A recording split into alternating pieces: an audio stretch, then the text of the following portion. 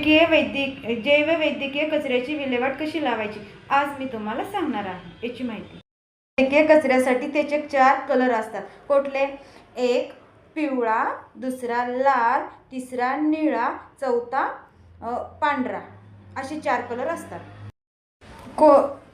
जे 4 कलर आहेत त्या 4 कलरमध्ये कोणता कचरा कोणत्या डब्यामध्ये गेला पाहिजे ती आपण व्यवस्थित सविस्तर माहिती बघूया। आपण येलो पिशवीमध्ये काय टाकायचं हे तुम्हाला मी सांगते। ह्याच्यामध्ये मानवी व प्राणी रचनात्मक कचरा याच्यामध्ये टाकला जातो।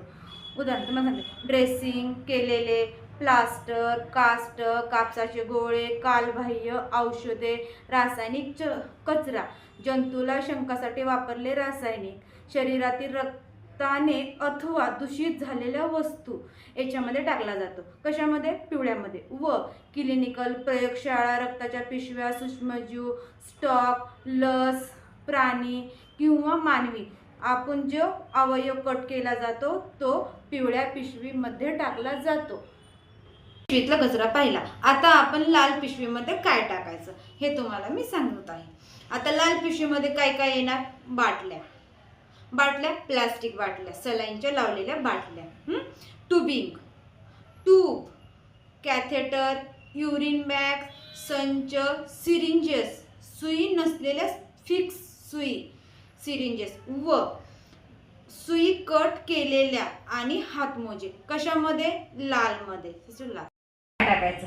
फोडलेल्या अथवा टाकून दिलेल्या दूषित काचा, आपण हे फोडलेली आहे, इंजेक्शन दिलेलं आहे पेशंटला, फोडलेली आहे मी याच्यामध्ये टाकते। औषधे, वाईल्स, एम्पुल्स यामध्ये टाकले जातात। सायकोटॉक्सिस ने दूषित झालेल्या वस्तू टाकू नयेत। धातूचे बॉडी इम्प्लांट पिवळ्या पिशवीत टाकायचे नाहीत। पिवळ्या पिशवीमध्ये काचेचे बॉटल आणि वाईल्स इत्यादी टाकायचं।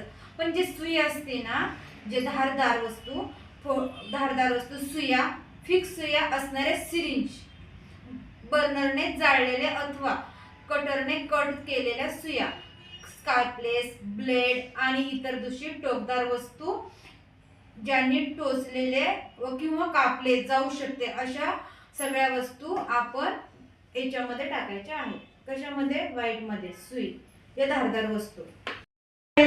जैव वैद्यकीय कचऱ्याची विल्हेवाट। जैविक कचरा तुम्हाला कळाला, हॉस्पिटलचा कचरा 4 कोडमध्ये टाकायचा, हे तर तुमच्या लक्षात आलं। पण आता वैद्यकीय कचरा म्हणजे काय? वैद्यकीय कचरा म्हणजे जे आपण स्पेजस वगैरे इंजेक्शनचे फोडलेले असे